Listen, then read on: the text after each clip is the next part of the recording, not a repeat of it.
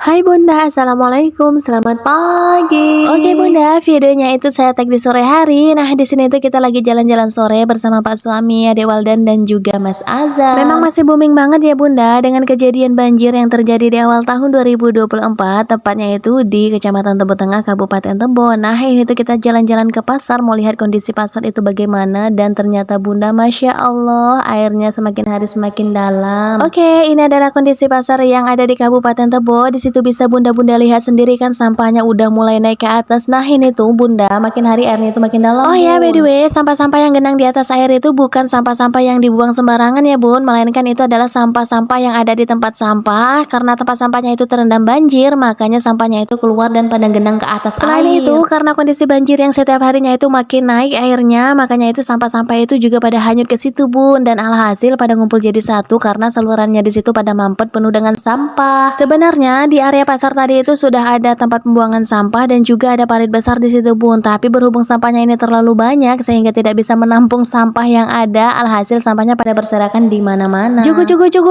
kita udah sampai aja di Turap Bun. Sebenarnya nama Turap ini adalah Pujasera Renah Tanjung Bungur. Kenapa dinamakan Tanjung Bungur? Karena konon katanya di daerah sini tuh ada yang namanya pohon bungur Bunda. Jadi bungur itu adalah pohon.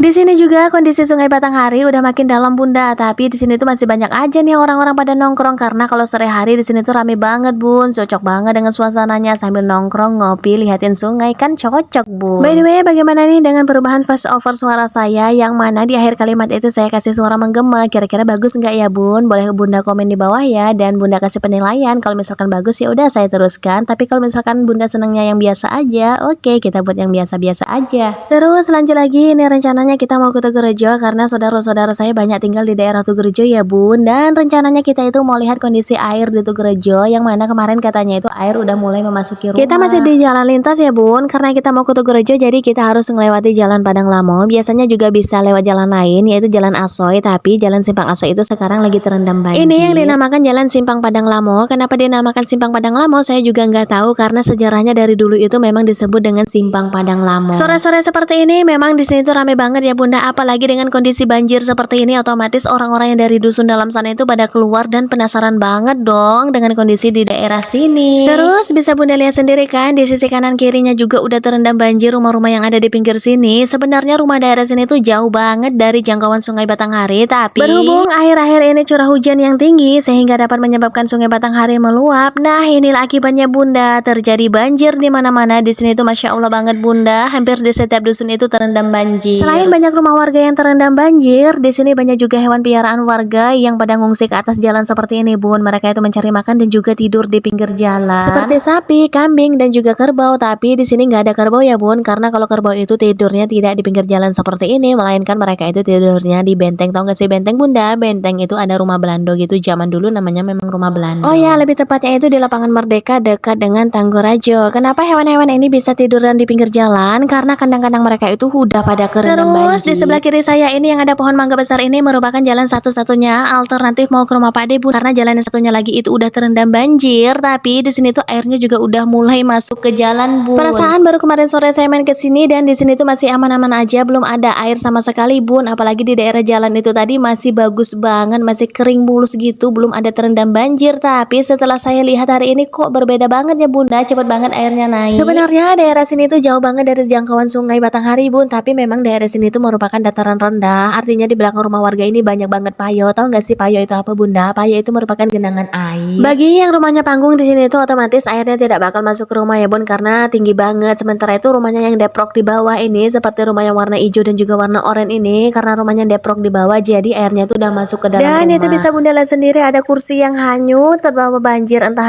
seperti apa nggak tahu juga ceritanya ya Bun, karena di sini tuh kita cuma melihat aja. Sebenarnya kasihan banget dengan kondisi yang seperti ini ya. Mudah-mudahan bagi warga-warga yang tertimpa musibah banjir itu diberi kesabaran dan ketabahan sama Allah. Jalan turunan di bawah ini merupakan jalan turunan mau ke rumah Pak D, tapi berhubung di situ udah terendam banjir makanya tidak bisa lewat di situ lagi Bun, dan kalau mau ke rumah Pak D itu harus lewat di bawah pohon mangga yang besar seperti yang saya ceritakan di awal video tadi. Sepertinya kalau dilihat-lihat mulai dari masuk jalan Simpang Padang Lamo tadi, hampir setiap rumah warga di daerah sini tuh udah terendam banjir, dan ini tuh untuk kondisi banjirnya sama aja ya Bunda, di sisi kanan dan kiri jalannya itu udah terendam banjir. Sejujurnya selama saya tinggal di Tebo baru kali ini saya ngeliat banjir seperti ini Bunda. Biasanya kalau ada banjir itu tidak sampai sampai ke daerah ini, melainkan hanya daerah pasar saja yang terkena banjir. Bisa bunda-bunda lihat sendiri kan, di sini tuh banyak banget orang yang lalu lalang. Terus juga di pinggir jalan ini banyak hewan piaraan dan juga motor yang pada parkir. Hewan piaraan di depan itu tadi merupakan sapi piaraan uak ya bun, karena kandangnya di bawah itu udah terendam banjir, maka sapinya itu diungsikan ke atas pinggir jalan. By the way, kita main ke rumah uaknya nggak lama-lama, langsung aja kita pulang karena di sini tuh kita bawa adik Waldan dan juga Mas Azam. Biasalah bunda ya, Mas Azam itu kalau diajak pergi keluar itu lasaknya minta ampun bunda, nggak bisa tunak, nggak bisa diem gitu. Jadi khawatir juga kita nanti kalau dia mau masuk main air. Terus itu ada juga kandang ayam yang lagi ngapung di atas air bun. Di situ ada juga ayamnya, saya lihat ada 1 ekor ayam. Ya ayam-ayam juga pada di pinggir jalan seperti ini bun, karena kandangnya itu udah terendam banjir juga bun. Pokoknya keadaan seperti ini tuh sangat memprihatinkan. Bagaimana tidak memprihatinkan bunda, lihat kondisi rumah yang udah terendam banjir, terus hewan piaraan juga susah buat ngerawatnya karena kandangnya udah terendam banjir. Ya pokoknya keadaan seperti ini tuh serba susah. Terus belum lagi yang mana mata pencariannya biasanya itu berdagang ataupun bertani, dengan kondisi banjir seperti ini otomatis tidak bisa berdagang dan juga tidak bisa ke kebun bun ya. Pokoknya serba susah kalau kondisi seperti ini. Nah ini tuh rencananya kita mau ke rumah Pak D.